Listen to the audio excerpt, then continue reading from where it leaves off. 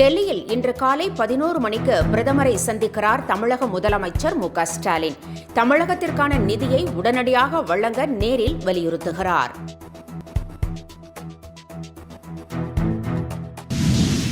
ஹரியானாவில் பெரும்பாலான இளைஞர்கள் நிலங்களை விட்டுவிட்டு அமெரிக்காவுக்கு வேலை தேடிச் செல்வதாக மக்களவை எதிர்க்கட்சித் தலைவர் ராகுல் காந்தி குற்றச்சாட்டு.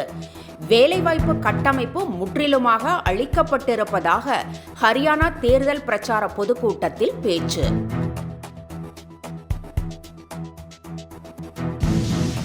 குரங்கம்மை தடுப்பு நடவடிக்கையை மாநில அரசுகள் தீவிரமாக மேற்கொள்ள மத்திய சுகாதாரத்துறை செயலாளர் அபூர்வ சந்திரா கடிதம்.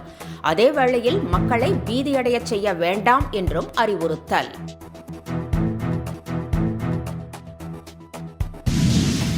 மத்திய அரசு ஊழியர்களுக்கு எதிரான ஊழல் வழக்குகளை தடையின்றி விசாரிக்க சிபிஐக்கு உதவும் பொது ஒப்புதலை ரத்து செய்தது கர்நாடக அரசு.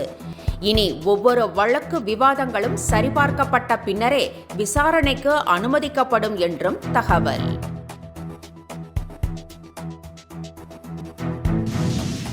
சர்வதேச அளவில் கச்சா எண்ணெயின் விலை $84 இருந்து $74 குறைந்திருப்பதால் பெட்ரோல் டீசல் விலையை குறைக்க இந்திய எண்ணெய் நிறுவனங்கள் பரிசீலனை செய்வதாக தகவல்.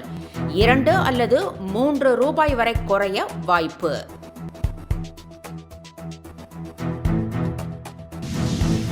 எவ்வித உள்நோக்கத்திலும் மதுவிலக்கு மாநாட்டை அறிவிக்கவில்லை என திருமாவளவன் மீண்டும் விளக்கம். திமுக விசிக கூட்டணியை உடைக்க அதிமுக உள்ளிட்ட கட்சிகள் செயல்பட்டதாகவும் பேட்டி.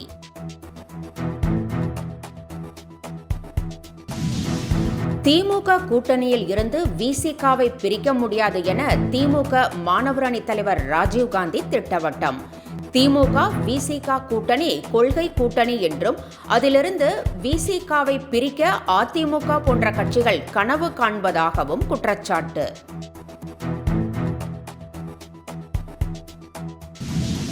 தமிழகத்திற்கு தொழில் முதலீடுகள் வந்தது உண்மையானால் அது தொடர்பாக வெள்ளை அறிக்கை வெளியிட தயங்குவது ஏன் என்று ராமதாஸ் கேள்வி.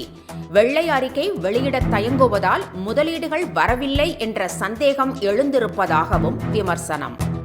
மை இந்தியா 24/7 முக்கிய செய்திகளை உடனுக்குடன் தெரிந்து கொள்ள உடனே சப்ஸ்கிரைப் பண்ணுங்க, பெல் பட்டனை பிரஸ் பண்ணுங்க. என்றும் உங்களுடன் மை இந்தியா.